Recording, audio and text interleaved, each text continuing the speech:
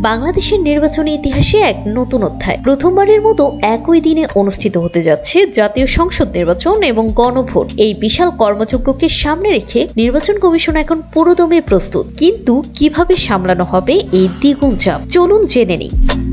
প্রধান নির্বাচন commissioner AMM Nasir Uddin স্বীকার করেছেন, একই দিনে দুই নির্বাচন আয়োজন করা এক বড় চ্যালেঞ্জ। কিন্তু আইন মেনে এই দায়িত্ব পালন ছাড়া দ্বিতীয় কোনো পথ নেই। আগারগাঁওয়ে নির্বাচন কমিশন সচিবালয়ে এখন তাই সাত শ্রম। গণভোট অধ্যাদেশ জারি হওয়ার পর কর্মকর্তাদের মধ্যেও দেখা গেছে নতুন উদ্দীপনা।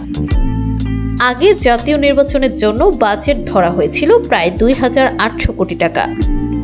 এখন গণভোট যুক্ত হওয়ায় সেই ব্যয় ২০% বেড়ে দাঁড়াতে পারে প্রায় ৩,০০০ কোটি টাকায়। তবে কর্মকর্তারা বলছেন, আলাদা দিনে দুই ভোট করার চেয়ে একই দিনে করা অনেক বেশি সাশ্রয়ী। একই জনবল ও সরঞ্জাম ব্যবহার করেই এই মহাযজ্ঞ সম্পন্ন হবে।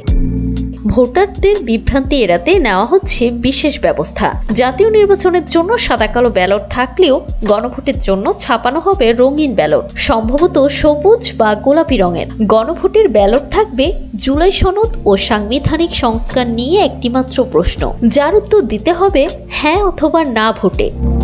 বাস্তব অভিজ্ঞতা নিতে আগামী শনিবার শেরেবাংলা নগর সরকারি বালক উচ্চ বিদ্যালয়ে আয়োজন করা হচ্ছে মক ভোটিং। ভোটাররা একই দিনে দুই ভোট দিতে কতটা সময় নেবেন বা কোনো সমস্যায় পড়বেন কিনা তা যাচাই করতেই এই উদ্যোগ। এছাড়াও প্রস্তুত রাখা হচ্ছে ৪২,০০০-এরও বেশি ভোট কেন্দ্র এবং ৩ লাখের বেশি স্বচ্ছ ব্যালট বক্স। সবকিছু ঠিক থাকলে ডিসেম্বরের প্রথমার্ধেই ঘোষণা করা হবে নির্বাচনের তফসিল। জাতীয় নির্বাচনের মহাযজ্ঞের সাথে গণভোটের নতুন অভিজ্ঞতা।